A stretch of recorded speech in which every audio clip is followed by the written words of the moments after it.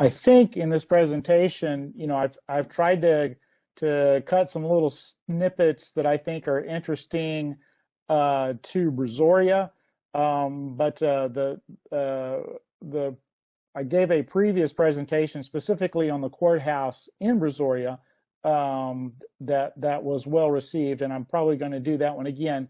This one is a little bit more general because it covers a much broader topic. It covers Texas courthouses in general, and there are 254 courthouses in Texas, and I think over 120 or 150 are deemed historic. So it's quite a broad category, and I'm going to try to I'm going to sort of talk about not just courthouses, but the courthouse square, sort of how it came about, the state of architecture at the time most of these courthouses were built. And I'm going to, if we have enough time, I'm going to delve into a little bit of architectural design, just sort of things that architects implement and things that they do to change the function or appearance of a building. So this may get a little bit messy. This may go off the rails. I don't know, but we'll see how it goes. Also, I've done no spell check on any of this, so apologies in advance if there are lots of misspellings. So it was my intent to sort of start with Texas after the revolution, but I realized that we really need to address the fact that government did exist under Spanish and Mexican rule, and there were multiple municipalities and designated districts under that rule. Brazoria was only one of many early land grants in Texas. But what I wanted to talk about was not the system of Mexican government itself, but the government buildings that were used. And one of the ones that I'm somewhat familiar with is the Old Stone Fort in Nacogdoches. This was built in 1779, and it wasn't built as a courthouse. And I think that's really the point, is it was built as just a regular two-story stone house along the old Spanish trail. It's called Casa Piedra. And it, over many, many years, had multiple uses.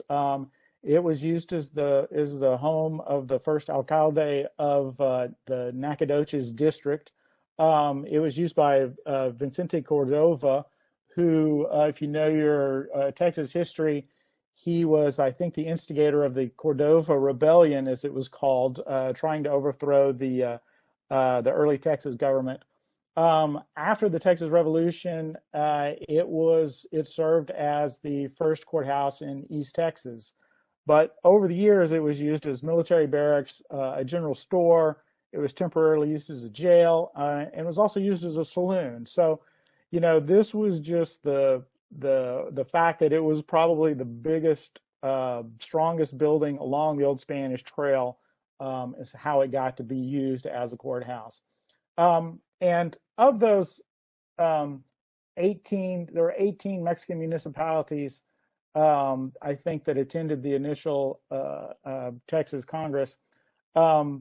After the Revolution, they split a few of them, and they changed the names of some of them. And so we started out after the Revolution with 23 provisional counties in about 1835. Some of the names, like Tenaha, got changed to Shelby County. Viesca got changed to Milam. Bevel got changed to Jasper. Columbia actually became Brazoria. But we can't really talk about courthouses without talking about where they sit. And a lot of town planning traditions that we find in Texas came from Mexican and Spanish rule. They came from German immigrants, and they also came from the United States. And there's a very interesting book. I highly recommend it if you really want to geek out on courthouse squares. It's called The Courthouse Square in Texas. It's written by a guy named Robert Veselka. Sadly, he passed away before the book was finished, I think in 98 or 99, and it was finished by others. So I think it was his intent to go to every courthouse square in the state, and sadly he didn't make it. But it's a very interesting book. But I think one of the points is that not every courthouse was designed to sit on a square. Not every town is laid out the same way. San Antonio is probably the best example. And of course, it was designed with the main plaza and the military plaza. But if you look at sort of the initial seats of government, the first government building, or one of the first government buildings, was the Casa Reales. It was built in 1742. I think I have the location approximately right on this map. This is an 1877 sandboard map of the main plaza. And the Casa Reales was just a one-story adobe building that was used for government purposes, but it did face the plaza. Curiously, the current courthouse, which was completed in 1897, also faces the plaza. And you may notice it's kind of interest. If you look at this 1877 map, over at the far right, you can see what was at that time the county courthouse. That was actually they had a previous building called the Bat Cave in the military plaza, but this courthouse was formerly the Masonic Lodge, and I think the county was in need of space, and the Masonic Lodge was in need of money, so the county acquired it. New Braunfels is another good example, sort of laid out in German traditions, and the public square, which was initially called the Marktplatz, was a wide open space. It has since been made a giant roundabout, I believe. But the early county courthouse faced the square.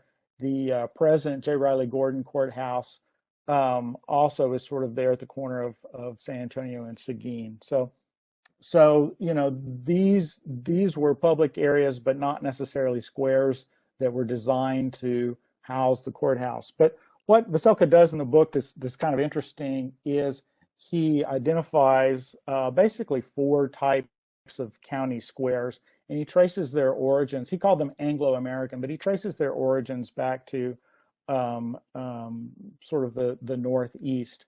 And he called them the Shelbyville Square, the Lancaster Square, the Harrisonburg Square, and the 4-block square. And they all have all with the courthouse centered on a block, but the relationship of that courthouse and how it was laid out initially is what he deemed important. And Shelbyville actually comes from it's named after Shelbyville, Tennessee. And I don't really understand why Shelbyville, Tennessee was named. I think he was falling back on some earlier work that identified that. But that is the model, really, that most Texas courthouses and most towns were laid out, is a simple grid plan with one square designated for the courthouse, and the courthouse being in the center of that square. And there's hundreds of examples of it. This is Colorado County Courthouse in Columbus, which is a fine example. This is a picture before the restoration, but it shows sort of the centralized courthouse and then the blocks going around it. Travis County Courthouse is another example, although I don't believe that square was originally designated as courthouse. It sort of became the courthouse square.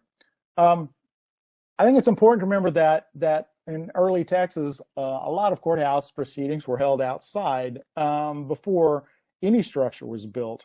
This is one of my favorite newspaper articles. Is from Kimball County in Junction.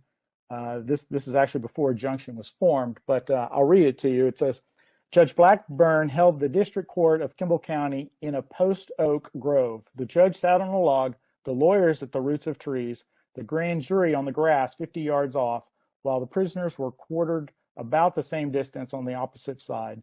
25 indictments were found.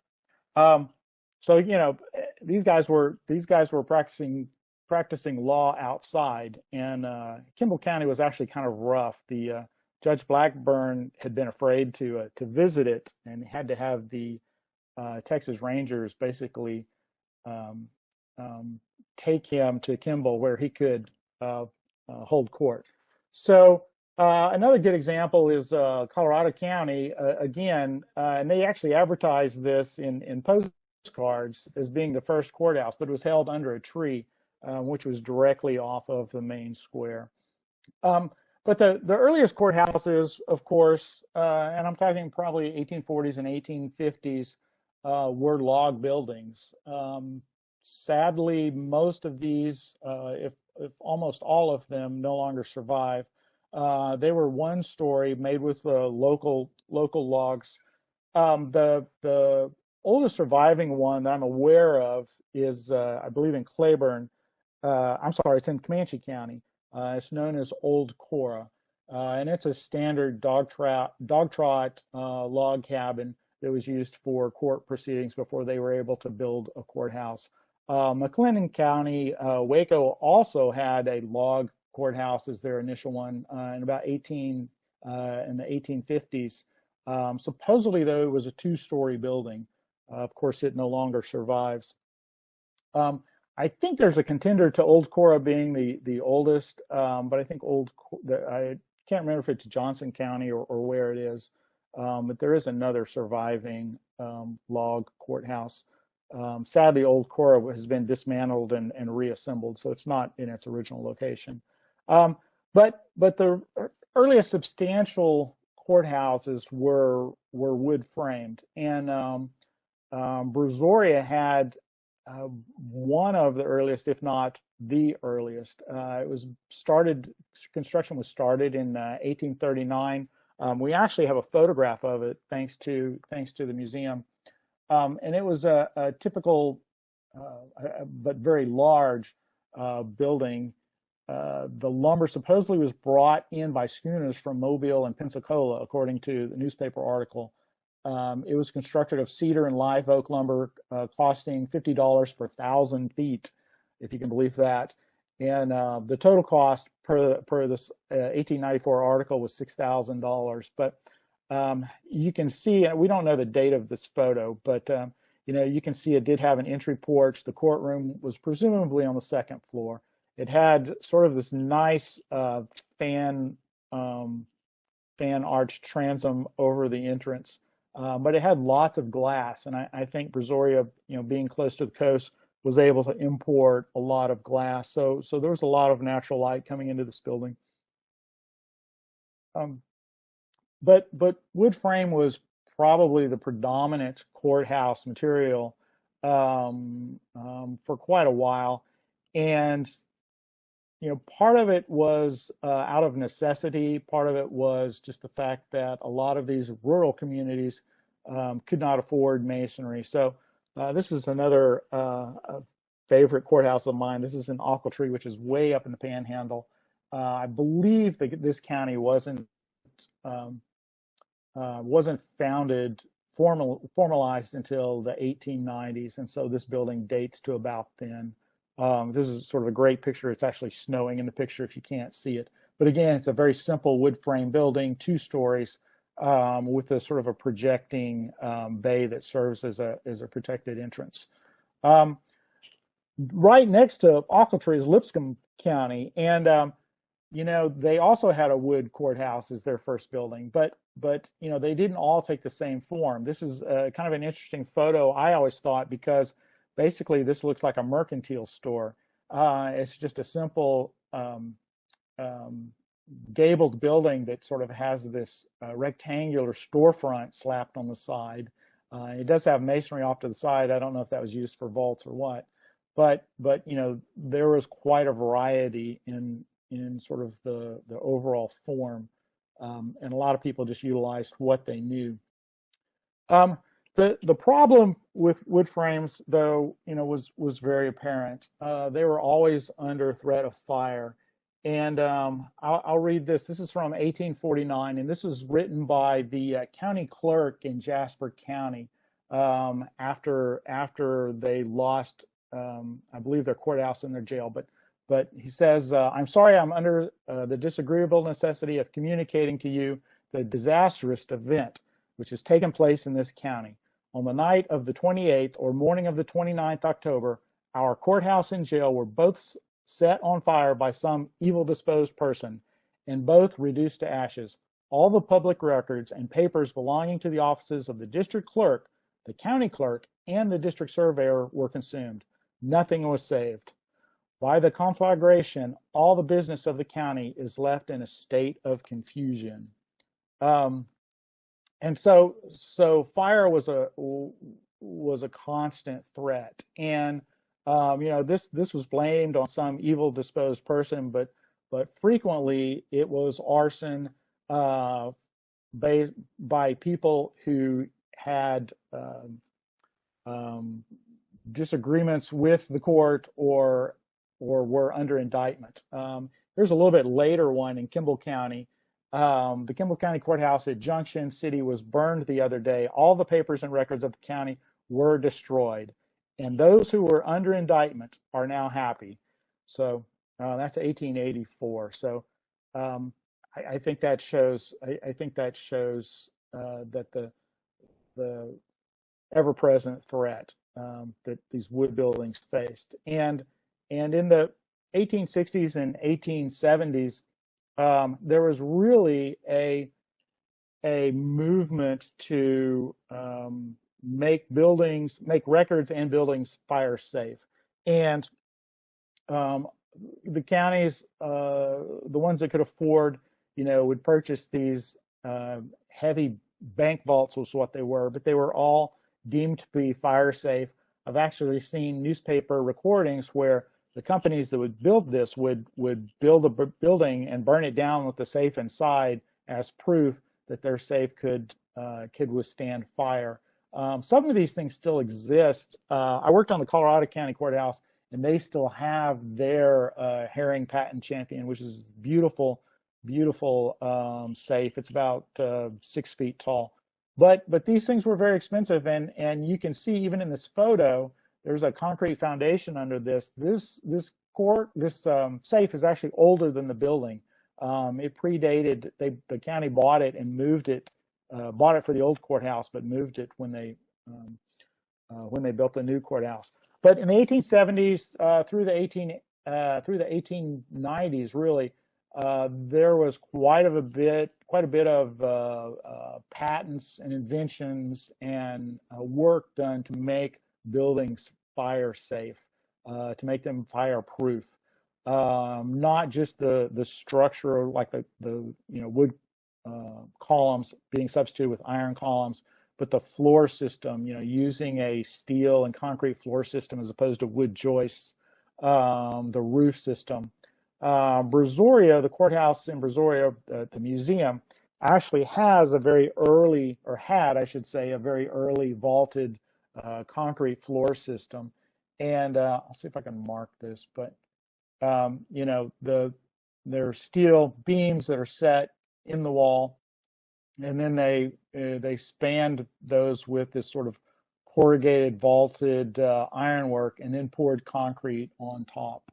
And even though the concrete wasn't very strong, this was deemed to be a fireproof system.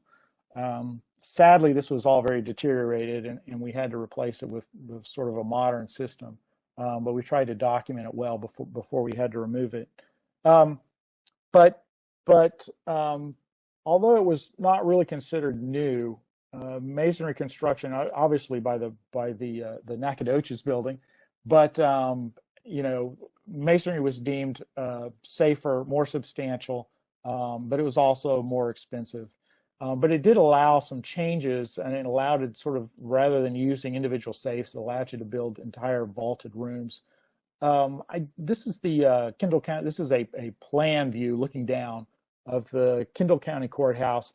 I don't remember the date. I believe this building was modified multiple times, but I like this drawing because it sort of shows you the thickness of the walls that were used as vaults.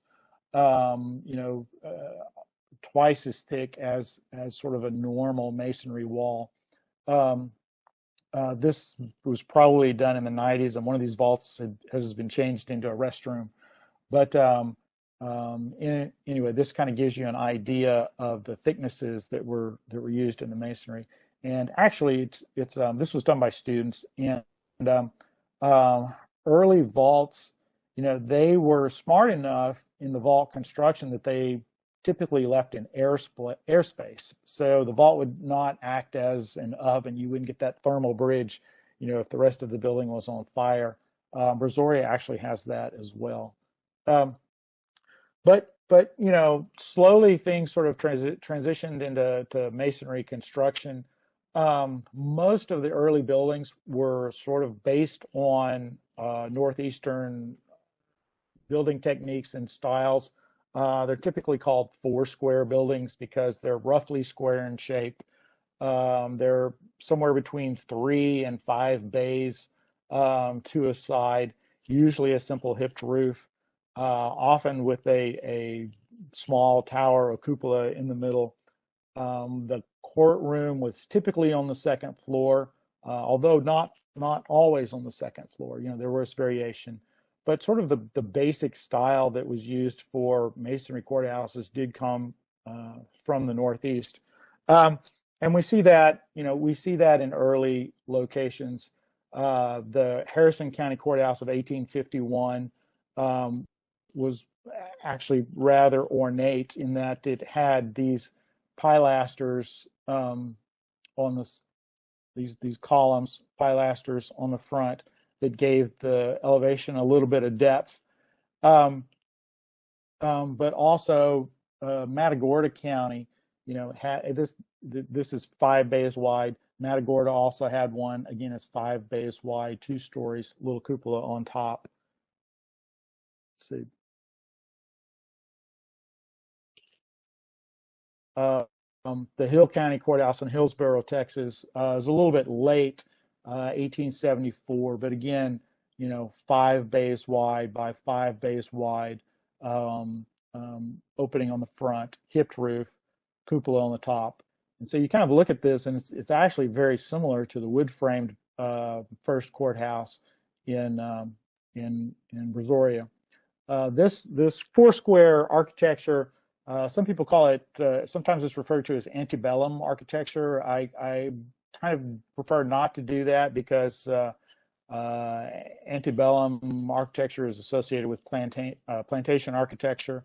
The word antebellum actually is Latin, and it means ante means front or before, and bellum means war, so it's pre-war or pre-Civil War architecture. I prefer the term four-square for these. In Texas, the oldest active courthouse is the Coss County Courthouse in Linden. And portions of this building date, I believe they started in 1859. They were delayed by the Civil War. I don't think they finished until 1866. And this courthouse was recently restored.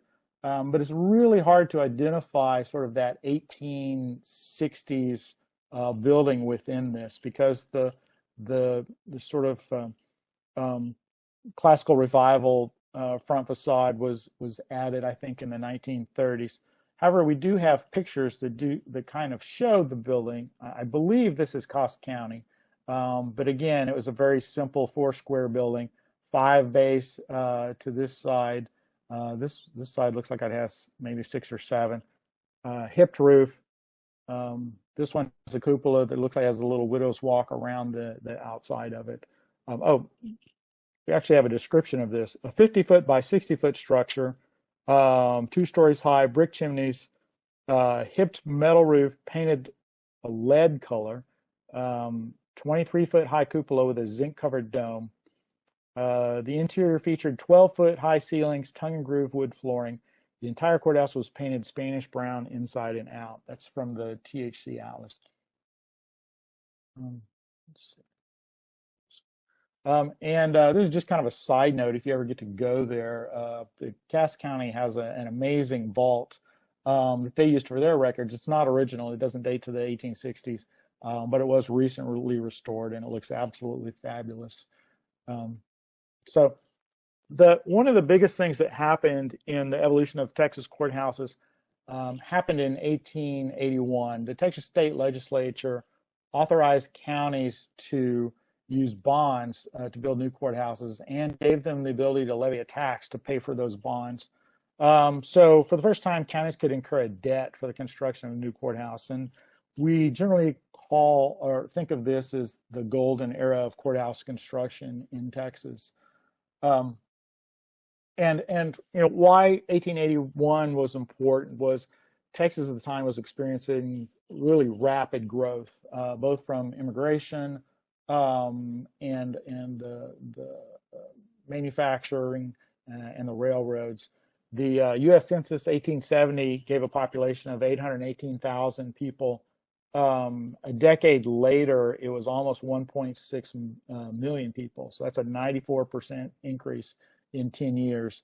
And the drawing on the left, you can kind of see these red lines indicate sort of the railroads that were available in the 1860s. And by the 1880s, we expanded all the way to West Texas.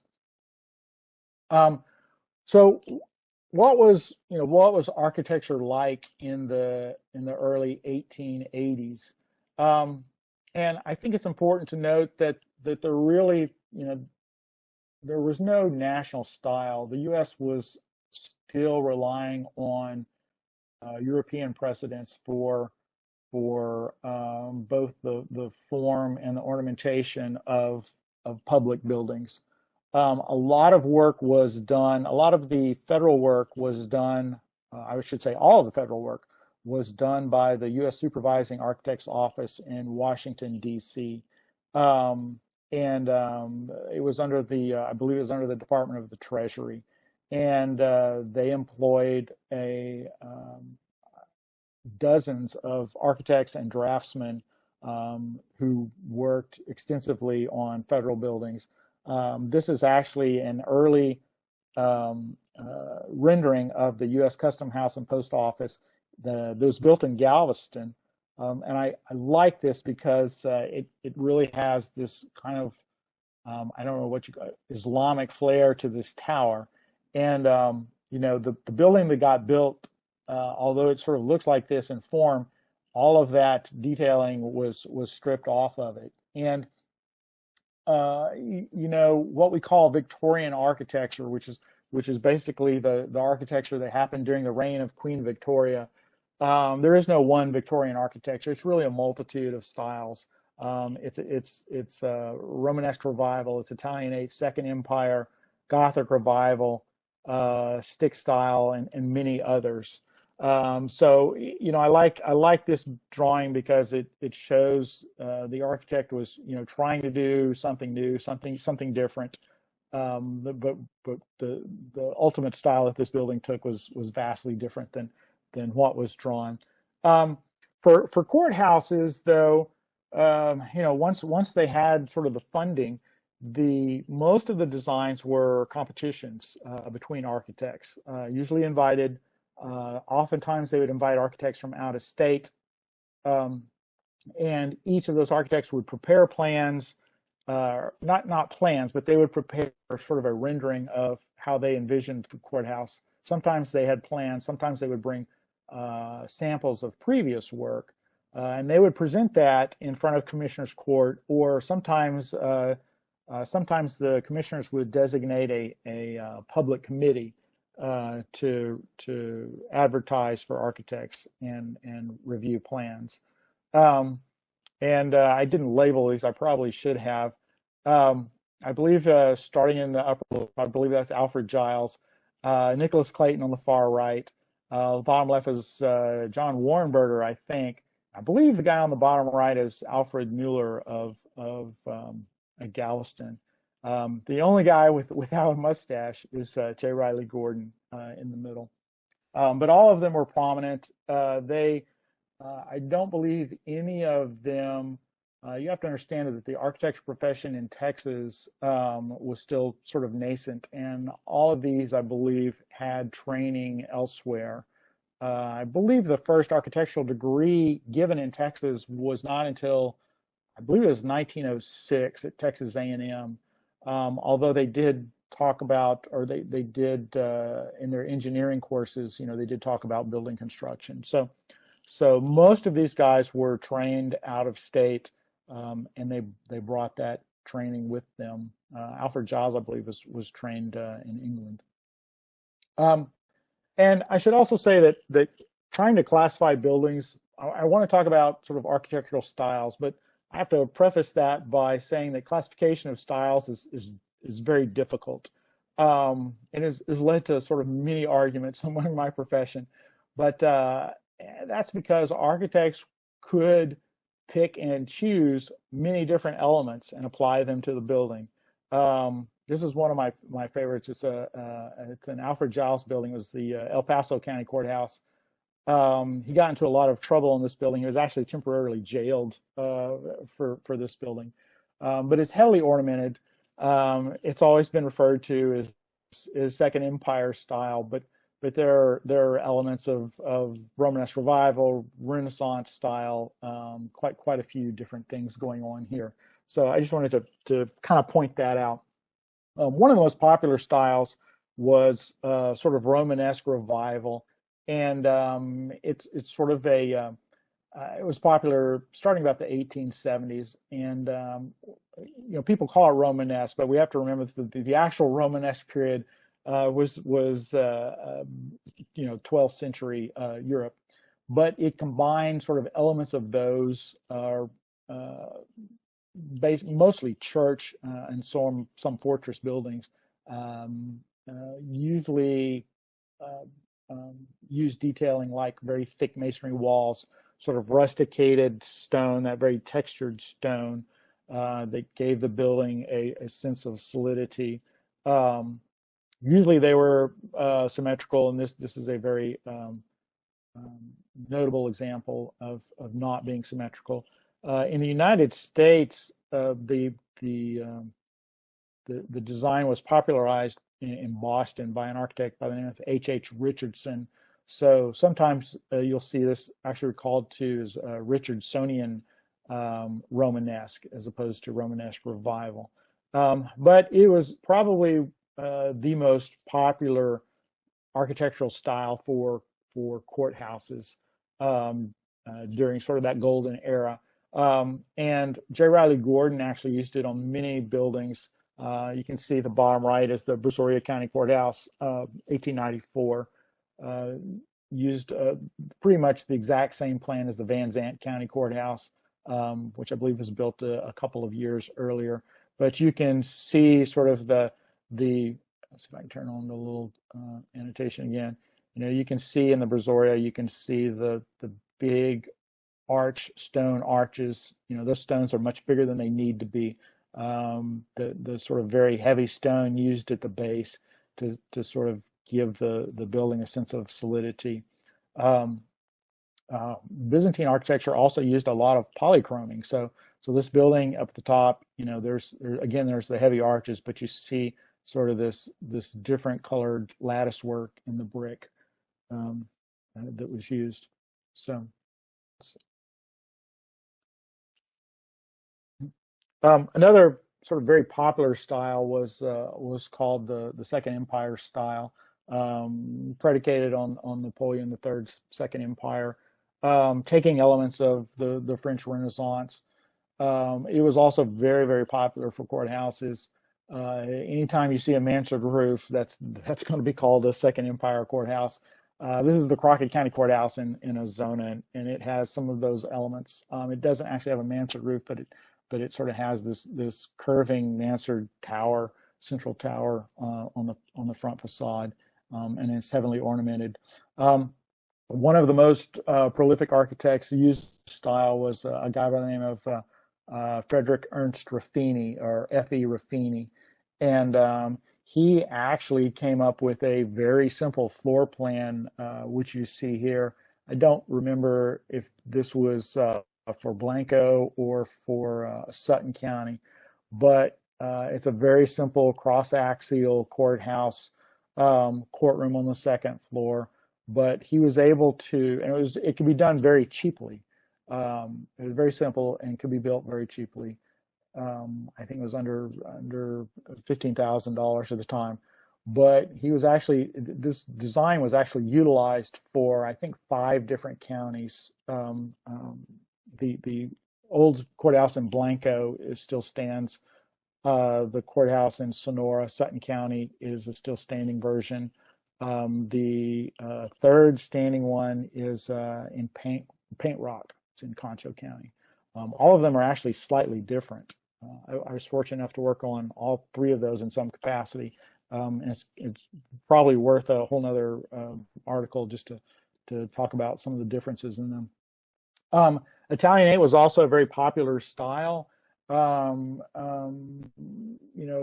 It sort of started out, I believe, as more of a rural or sort of a country cottage style, but it was adapted for commercial buildings quite quickly.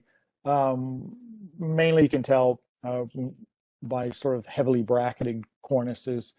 This is the Wilson County Courthouse in Floresville, which has this sort of ornate cornice that goes all around it. It has a pediment with a statue in the front. The arched windows all have keystones. Another example, I actually like this one a little bit better, is the old Gillespie County Courthouse in Fredericksburg, which is now the public library. But again, it has a very strong bracketed cornice and pediments. This doesn't have arched windows. Actually, it has arched windows on the sides, but it has these sort of flattened arched windows over the face. But the Italianate style is very popular. Gothic Revival, this is where I differ sometimes from my peers, but this is presumably the only Gothic Revival courthouse in Texas. This is the recently restored. This is the Bosque County Courthouse in Meridian, and it doesn't really have a whole lot of the Gothic elements. It doesn't have the. I think only the windows. It has sort of the Gothic lancet windows or the pointed windows, but I think they only exist around the one spot of the tower right there. But it does have a lot of verticality, and if you look at this is I believe it's a 1970s photo. It does have these sort of columns that are inset into the windows, which kind of gives it that ecclesiastical, that medieval appearance, sort of reminiscent of a Gothic church. I believe that's the only one that's been attributed as being Gothic Revival.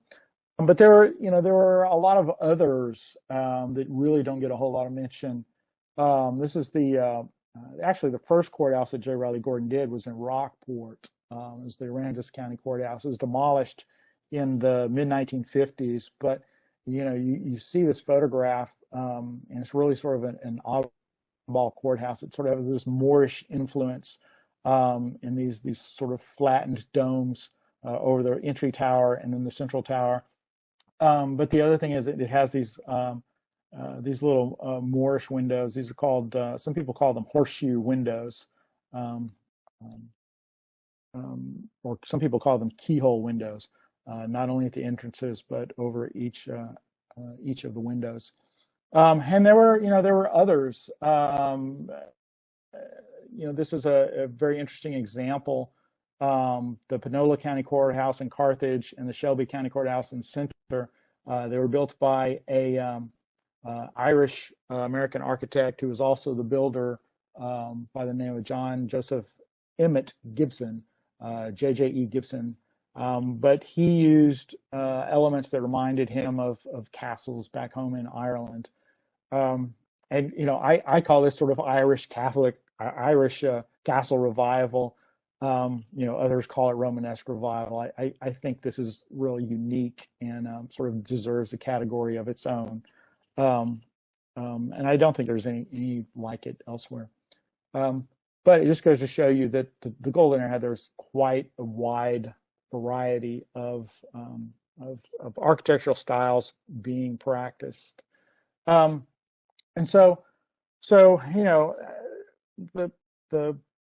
Golden Era, presumably lasted up until about 1900. But what about, what was the state of architecture after 1900? We had sort of increased industrialization. Architecturally, we were using much less ornament. There's less an emphasis on crafts or craftsmen, metalwork, that kind of thing. And courthouses that were built then are um, often sort of bereft of excessive ornament.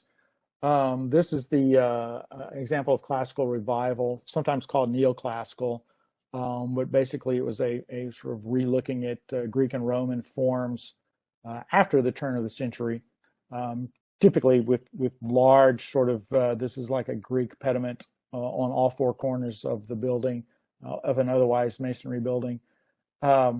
This is the Mason County Courthouse in Mason, which sadly was consumed by fire last month, I believe, but they are in the process of trying to save it. Classical revival was probably after 1900, one of the most predominant styles used on Texas courthouses. Art Deco, although there's not a whole lot of Art Deco courthouses out there, the Jefferson County Courthouse in Beaumont is an outstanding example. In Art Deco influence, not just building design, but it influenced everything from buildings to cars to toaster ovens. And it was very popular in courthouses. Sadly, I don't have any pictures of the inside of this. I have some, I just didn't have time to load them. But sort of the detailing on the interior of this building is quite amazing. And there are other examples of Art Deco too. In terms of modern buildings, nobody likes to really talk about modern architecture in courthouses. It's not something that's favored very often. But there are some really outstanding examples of modernism being used in Texas courthouses. This is the Calhoun County Courthouse in Port Lavaca. Other example, which I believe still stands. The other examples, the Burnett County Courthouse is a good example of one. I believe the Gillespie County Courthouse is also considered, the new Gillespie County Courthouse is also considered a modern courthouse. But basically this sort of follows the international style of form following function. Elements of all the elements are expressed: glass, steel, stone, or in this case, I believe it's marble, or fully expressed. And they weren't trying to conceal any of that. So I wanted to talk a little bit about sort of architectural considerations in laying out or designing a courthouse, and sort of things that architects would do to on the interior of a building, regardless of the exterior appearance, but would change the functionality or the space use within a building. And I kind of want to start with the standard cross-axial plan that most people think about when they think about Texas courthouses. This is based on one of those Ruffini plans, but you can kind of see how the spaces were designated downstairs. There was usually a large space for Commissioner's Court. There was a space for a county judge, county clerk, which usually had the largest vaults, a district clerk, usually a treasurer. Sometimes the sheriff would be in the courthouse, sometimes not, and a county surveyor. I meant to draw the second floor of this, and I didn't get a chance to do it. But if you notice, it's perfectly symmetrical. So there's two staircases going upstairs, but the courtroom above basically takes up this entire area upstairs. So once you go up the stairs, there's sort of an office on each corner of the building, and then the large courtroom in the middle, which causes some problems just in terms of noise. It's difficult to cool the space up there. A lot of the Ruffini courthouses in the courtroom actually had an oculus in the middle that had a metal grate, and so it would sort of allow the heat in the room to flow up. And then if they had a tower or a dome with operable windows, some of that heat could escape. These oculuses were not very big. I think the one in Sutton County was only about 8 feet across for the entire room. So let's see. But you can see, this plan, there's a lot of space used for circulation. When you're able to approach the building from all 4 sides of the courthouse square using a cross-axial plan, this is something like 40% of the downstairs space is just used up for circulation. And despite this fact, this plan was popular through the 1930s. The current courthouse in Junction, which was built in 1929, uses a very similar plan. It's just a bigger building, but too has the very wide hallways. But architects, were able to do little tricks that could sort of maintain the appearance of being symmetrical on the outside, but recapture some of that area that was used for circulation. So this is the Maverick County Courthouse in Eagle Pass, which has been restored, but you can see, the architect basically enclosed what normally would have been an entrance corridor to be used for storage. And then on the opposite side, they used one of 2 possible entrances instead of both. This is probably used as an exit from Commissioner's Court. So from the exterior, it still appears symmetrical, but they've utilized the space a little bit better and not used up so much. We're able to capture more space. Another example, actually I worked on this many years ago. This is the Grimes County Courthouse in Anderson, Texas. In here, they just have a single corridor going north. I believe it's north-south across. So, with no, this is a very small building, by the way, and the courtroom upstairs is equally small. But they were able to utilize a little bit more of the ground floor. I have to turn this off before I go. One of the things that J. Riley Gordon did that was different than a lot of the other architects, he came up with this differing cross-axial plan. Reportedly, he tried to copyright it, but this was the plan that was used for the 1894 Brazoria County Courthouse, the Van Zandt Courthouse, the courthouse in Ellis and Waxahachie, and most of his courthouses. But what he did was he turned the entrances so you enter on the diagonal instead of entering straight on into the building. So you still get 4 entrances, but they're now at a diagonal. But I think what's more important, and the other thing is you also got a protected entrance. So you got this nice curved portico on each elevation to keep you dry as you're standing or going into the building. But I think what's more important or equally important, we didn't really save a whole lot of circulation space in doing that. But it did, he did one thing that really helped out is he built this central masonry tower, and by building this tower from basically from the basement to the top out of masonry, this thing acts as a chimney and helps cool the entire building. I was in the courthouse in New Braunfels when it was under construction, and there was such a breeze when they had the doors open. There was such a breeze coming in and going up the central shaft that even though it was 95 degrees outside, it felt quite pleasant to be in the building. And he was able to do that And remember the earlier drawing I showed you, and a lot of those buildings that did have towers, those towers were sitting on big, heavy trusses. There were frequent problems with them. The one in Colorado actually blew off in a hurricane, and had to be, the entire tower blew off in the 1909 hurricane, and it had to be rebuilt. And that's how they actually got the dome that's in Colorado right now.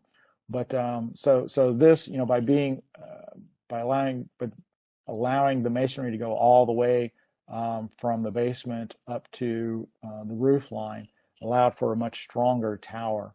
And he was able to accomplish that by shifting the courtroom off to the side. So instead of a big central courtroom on the second floor, you now have this kind of odd shape, just kind of an oblong shape, but it's shifted off of center to allow this circulation to happen. And so by leaving the doors open, you've solved some of the problems of occupying the space with a bunch of people during court proceedings. So I have a lot more material to, unfortunately, it's not all available, but this was just sort of an intro into differences in architectural planning techniques that were used in courthouses. And there were dozens and dozens of architects, and they all had different styles. They utilized different detailing in the structural systems, right down to the hardware that was used. So there's quite a variety throughout Texas. But these are some of the ones that I kind of admire and that I kind of like. So anyway, I will leave. This is my final thought. This is a quote that I rather like. It comes from the 1880, the Fort Worth newspaper. The public buildings of a state are its most pronounced features, and by them, the character and genius of the people are largely judged by outsiders. This was a quote, was actually in reference to the building of the state capitol, which I believe by 1880 they were in the process of hiring Elijah Myers to build the new Texas state capitol. And so that was another thing that was going on in 1881 as Texas was getting a new state capitol. Anyway, thank you very much, and I look forward to your questions. Well, thank you so much. I just want to remind everyone, in case you weren't here at the very beginning, that if you do have a question, on the bottom right of your screen, you'll see a chat button. Just type in your question there, or just say me, and I can unmute you so that you can ask your question in a conversation. I want to make a couple announcements before we get to any questions. As Mr. Hutson mentioned earlier, he will be speaking again for us here at the museum about our county courthouse building. It was actually served as the 23rd District Courthouse and was built in 1897. And so his next presentation will be solely focused on this building and all the restoration work and stabilization that he's done here. So that'll be really interesting. That we have scheduled for Thursday, July 1st at 6:30. Follow us on Facebook or check out our webpage to be reminded of that time and date. Also, if you want to reference tonight's program or share it with a friend who may not be able to join us live tonight, we are recording this and we will share it on our YouTube channel. So look for the Brazoria County Historical Museum on YouTube. With that, I think we have a couple of questions that came in. I believe Linda Ware. I'm going to go ahead and unmute you, Linda. Okay. Are you there, Linda? Yes, I am. Okay. So it was a good presentation. Thank you. And Thank you. We're going to Burnett County in a week or so. So that is the modern courthouse. You said one of the more modern ideas on Yes. Yes. And it's a beautiful building. Okay. Anything in particular you'd look at while we were wandering around it? Oh, Well, I would just take it all in. I believe the interior detail, I can't remember exactly when it was built. And I wish I had included a photograph of it. Um, but I believe it has sort of a large rectangular marble or granite, probably marble entranceway, which is quite nice to walk through. Um, it's very prominent. Um, Okay. and it's been a while since I don't remember the interior details. I could probably dig up some pictures if I really tried. But yeah, it's definitely worth your visit if you're going to Burnet. Okay. And what's your favorite courthouse? Oh wow, that's a trick question. Um, I like them all. I like them for different reasons. I'm very fond of the courthouse in Columbus because I spent many years working on it. Obviously, I'm fond of Brazoria just because I've been able to crawl through every nook and cranny of it. Um, uh, Personal favorites, ones that maybe I didn't work on. I think the courthouse in Lavaca County Courthouse in Hallettsville is absolutely gorgeous, and if you ever get a chance to see it, it is well worth the trip. Um, and it's not too far away from Columbus. I think it's less than an hour's drive. So that was a Eugene Heiner courthouse who did the same building, who did the museum building in Angleton there. And but the one Lavaca County one was sort of the high water mark of his career, I think. And the detailing in that is absolutely outstanding. Thank you. I appreciate it. Sure. Thank you. We had another comment from Miss Betty. I'm going to go ahead and unmute you. Are you there? Yes. I believe she wanted to say that you enjoyed the program and that you enjoy visiting older courthouses. You've visited some of them in the past.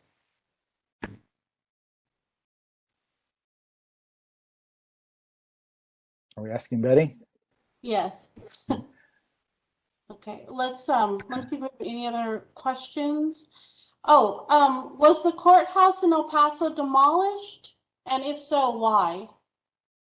Um, it was demolished. It is no longer standing. I don't remember exactly why it was lost. It probably, a lot of courthouses were torn down in the 30s, somewhere between the 30s and the 50s. There was a sense that there was no real um, understanding or value of their historic importance back then. And they were just seen as,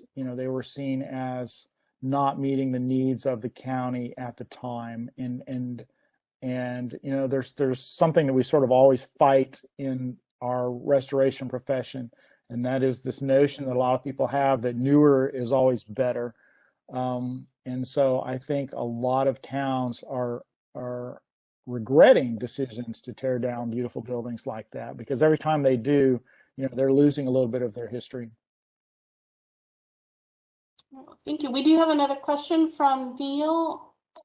Neil, I went ahead and unmute you. Are you there? Mr. Strickland?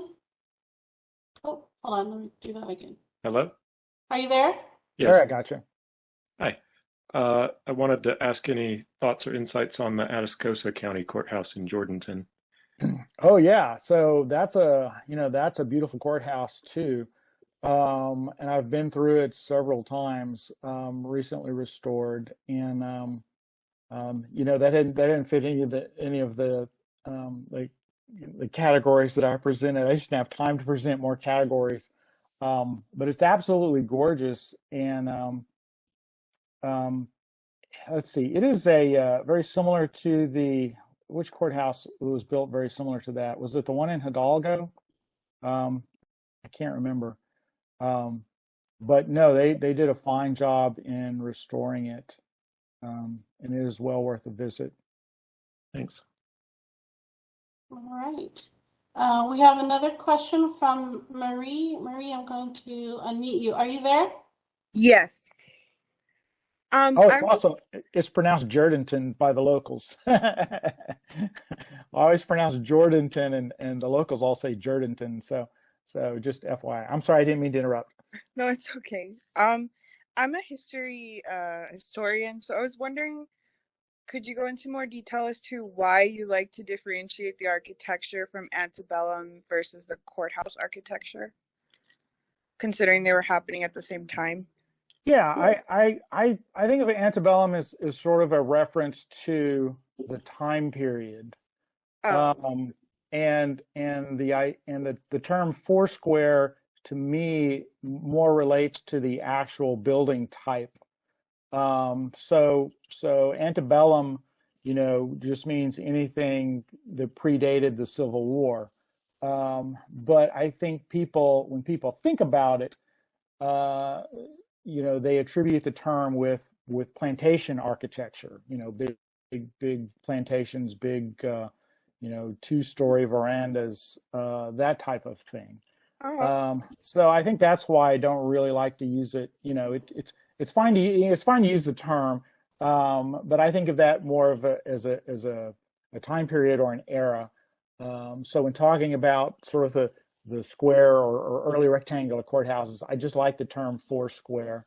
It's a little bit different than the early Foursquare houses up in the Northeast, but it really, it fits the definition or the it just fits the form of the building better for me.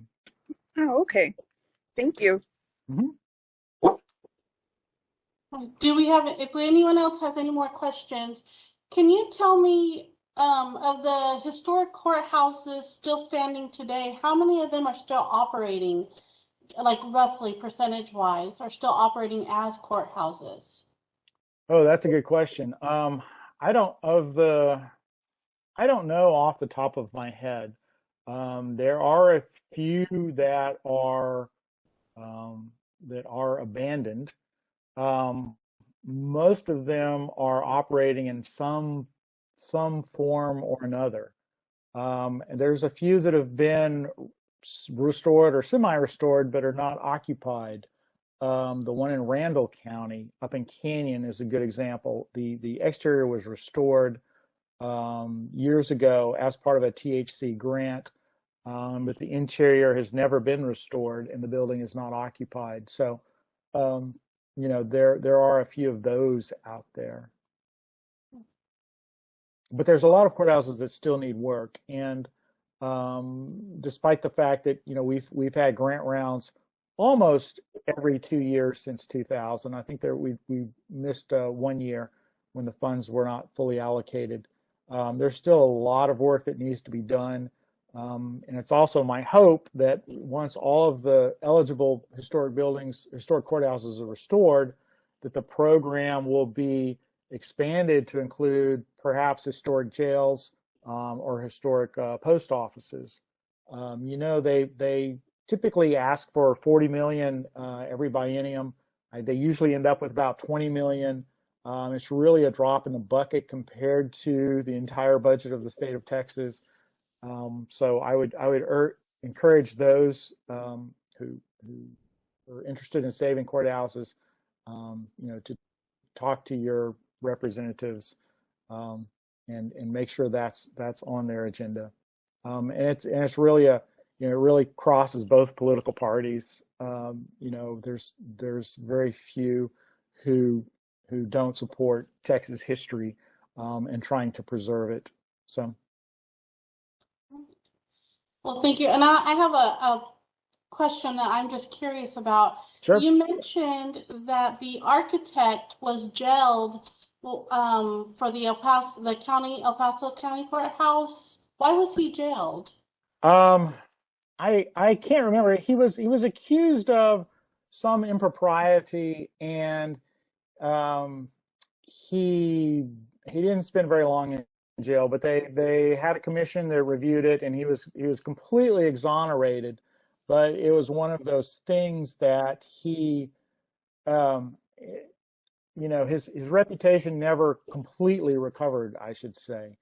And some people say it happened right before the invitations were sent out for the Bexar County Courthouse, I believe, in San Antonio. And curiously, he was not invited to participate in that competition. But there was a lot of, you know, there were lots of accusations along the way of impropriety. One of the Houston architects by the name of F.S. Glover, who did some work in Brazoria, you know, he was accused in Houston of trying to bribe a city commissioner to get a project, and he was also exonerated.